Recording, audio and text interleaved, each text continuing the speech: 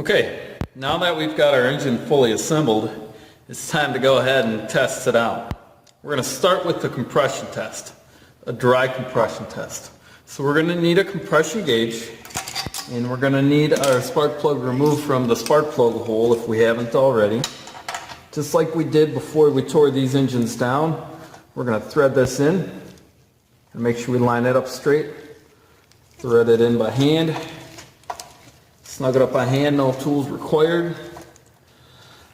And then we want to make sure our choke is in the open position. So right now this choke lever here the choke is on, so it's closing off airflow. We just want to double check and make sure that's pushed in underneath the muffler heat shield so that the engine gets its best gulp of air possible. I'm going to hold the gauge, I'm going to hold the engine, and I'm going to give the cord 3 good pulls with my electric start cord out of the way.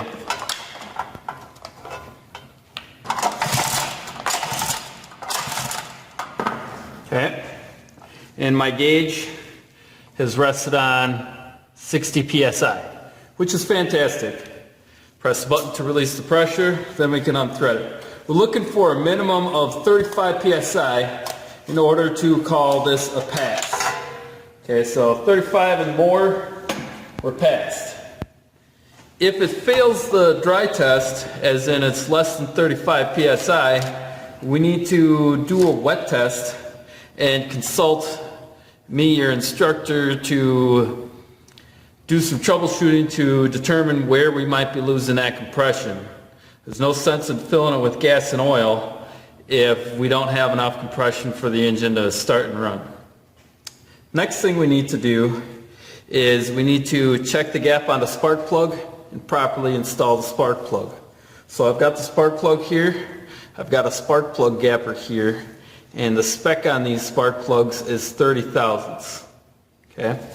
And just like we talked about in class, see if I can hold this in a way you can see it. We want to see if that wire gauge goes right in there. Not too tight that I got to shove it, but not too loose so I can wiggle it around inside of the gap between the center and earth electrode.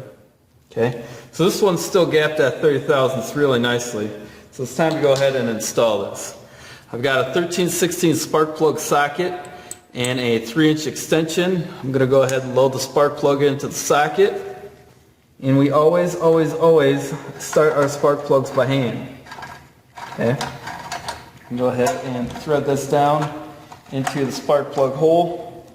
And I want to start it by hand to ensure that the threads are properly aligned and make sure I'm not cross threading it, because if I cross thread the spark plug hole, these are typically difficult to repair, and it typically also requires removing the cylinder head to do so. It should pretty much thread in fairly easy all the way till it bottoms out. At this point then, we want to go ahead and torque the spark plug to 150 to 180 inch-pounds. I got my torque wrench here, so we'll turn that on. It's preset to 150 for us. Go ahead and torque this down while holding the engine here. Okay, torque doesn't usually have to be too tight. Spark plug socket becomes stuck like that. Sometimes an easy thing to do is take pliers right into the drive hole, gently grasp it, pull it out. Okay, now the spark plug is in and it's torqued, and it's time to get an instructor checkpoint at step 34, and next we'll do a spark test. We need to double check and make sure that we're going to have spark and make sure our flywheel settings are all set. I've got 2 spark testers set out here. This style tester, while I like this style tester because of the excessive gap, it helps to stress the ignition system. Doesn't really fit inside of these metal spark plug boots properly. So instead, we're going to use the bulb style. So this plugs into here, you got to wait for the click. Most of them usually do an audible click. Okay. And then this part goes on the spark plug here. Okay? And watch the bulb and turn it so I can pull the handle. with my stop switch key in the in position, I should have spark.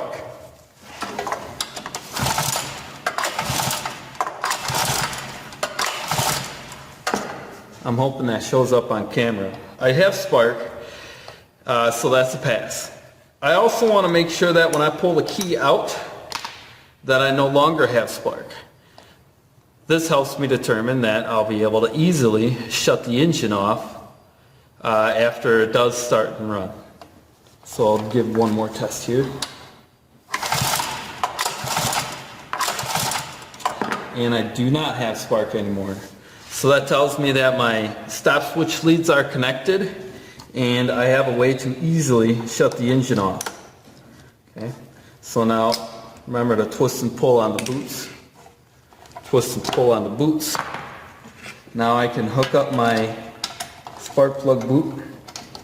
Okay, make sure it clicks into place. This one is a little bit loose, so it doesn't have that distinct click like I would prefer, but we do want to make sure that you feel it kind of click into place. At this point, you'd be ready for another checkpoint. Next thing to do is going to be to fill the engine with oil and gas. And so any kind of 5W, 10W30 would be sufficient for these snowblower engines, especially since we're indoors. I've got a pre-measured amount of engine oil ready to pour in. This particular engine is rated at 12 ounces for crankcase capacity. All I'm going to do here is I'm going to tip my engine back a little bit so I can access the fill plug / dipstick. I'm going to unscrew the dipstick, carefully set that off to the side. And then I've got one of these long skinny funnels that works really nice. Goes right in here.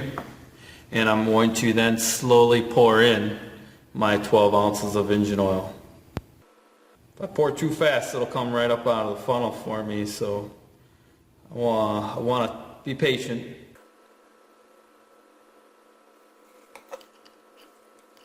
Okay, once I've got that filled with engine oil, I'll slowly set it down. And I should see the oil. You guys are going to have a hard time seeing this. I should see the oil kind of come up to the threads, near the bottom of the threads. And then I've got my dipstick here. See the checkered area? I'm going to screw it in while it's still clean and dry. And then I'm going to take it right back out. And as long as it's in the checkered area, we have a sufficient amount of oil to test fire our engine here. So I'll screw it in, bring it back out. You can see I'm right up at the top of the checkered mark, which is fantastic. Put that back in. Snug it up by hand is all that's needed. Next thing to do is to put in about, 8 to 10 ounces of gasoline, or about a cup's worth of gasoline. We just need enough to fill the bowl in the carburetor and the line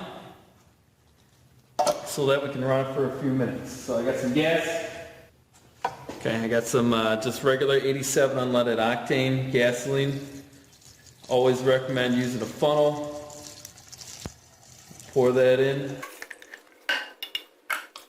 Okay, we'll put our cap back on, and once we've got our cap back on, we're ready to give it a look over, make sure we're not leaking any oil or gasoline or have any issues that need to be dealt with prior to taking it over to the exhaust vent. When we think we're ready, it's time to take the engine over to the exhaust vent, and we'll go ahead and give it a test fire. I'll meet you over there. Okay, got the exhaust fan running, so it's going to be a little bit extra loud over here, but we want to have that running. The output of the exhaust, the exit is right here on this corner of the muffler. So if we get it kind of close, see I've got it on a piece of cardboard. That's just to help make cleanup easier in case there's a mess. Plus it quiets it down so that we don't have the aluminum block vibrating on a concrete floor. Adds a little bit of padding so it's not quite so loud and obnoxious. To get it started, I'm going to put the choke on since it's a cold start. And if we haven't started it, the circuits inside the carburetor are probably dry. So to help get things going, the choke helps. I'm going to hit the primer valve twice, make sure my key is in, and then I'm going to hold it by the gas cap. Don't hold it by the muffler because it's going to get hot. It takes a moment, but you can hold it by the gas cap. They don't vibrate quite so badly. And then I'm going to give it a couple of good pulls. If it doesn't start after 2 or 3 pulls, I'm going to want to stop and check things, make sure I didn't bump something, or make sure I got all my settings right, just spark plugs fully clipped in, stuff like that.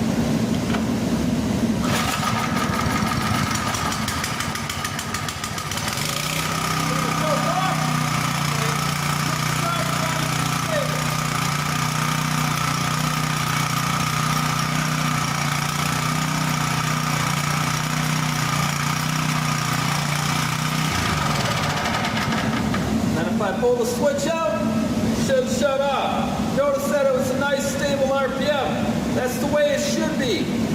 If yours doesn't run quite like that, or it's making some terrible sounds, some grinding noises, clunking sounds, or spits and sputters, that's an indication we may have to go back and check some of our settings, valve flash, magneto air gap, etc. Just check over our stuff, double check the governor is set right, and that the lever hasn't been bent. Okay? Any questions? See me, your instructor, as well as once you're done, be careful because this will likely be hot after a few minutes. We're going to want to set it off to the side, let it cool. Once it's cooled, we'll drain the gas and oil. Back at the workbench. Okay, back at the workbench after the engine's had a chance to cool. It's time to drain the oil and the gas from the engine so that we can put it away for storage and reuse the oil and gas in other engines that have yet to run. Let's start with the engine oil first. Easiest thing to do is go get our oil cup that we used before. Got a few of these floating around the shop.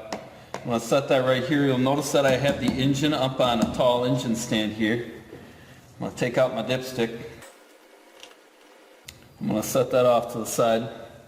And then I'm going to scoot the engine back a little bit, and I'm going to tip it right up onto its drain plug and pour into the cup. And the engine, whoops. And I'm going to tip it and pour it right into the cup. And the engine stand is going to hold most of the weight of the engine for me. And then all I have to do is tip it and hold it over. I'm not going to get 100% of the oil out. I'm just going to drain it till the oil tapers off to a slow drip. And if we spill anything or have any dribbles, usually it's not too big of a deal. If it's not too much of an amount, 1 or 2 blue rags will handle it. I had a bit of a dribble when I first got started here too.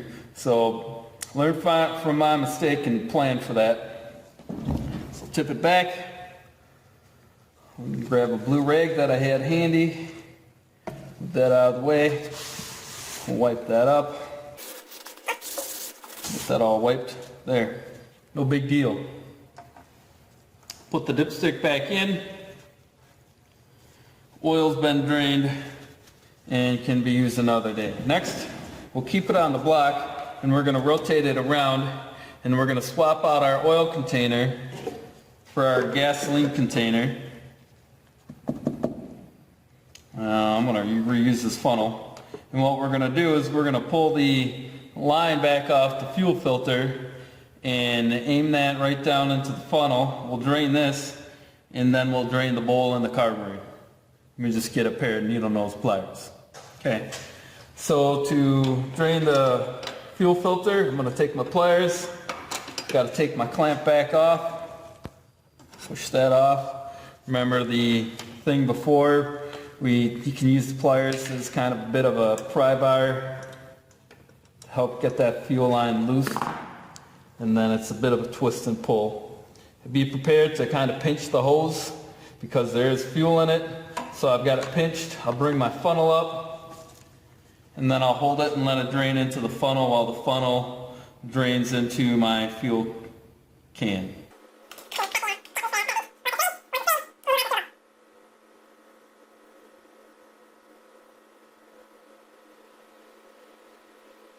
Starting to get some air bubbles and it's tapering off. Okay, that's usually pretty good. Just like the crankcase, we never get the fuel tank 100% dry. The little bit that's in there is fine.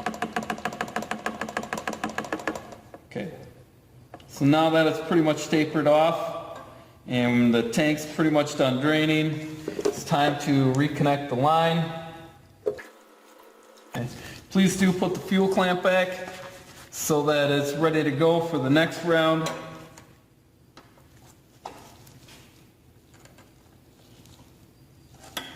Okay. Then we're going to rotate this over. So we bring the carburetor so that it's over the top of the canister and we can use the number 2 Phillips. If we put our screw for the carburetor in the right spot, we can reach in here, find that drain hole, and we can drain the bowl of the carburetor rather easily just by loosening the screw. You don't even have to take the screw out, just loosen it like 2 turns.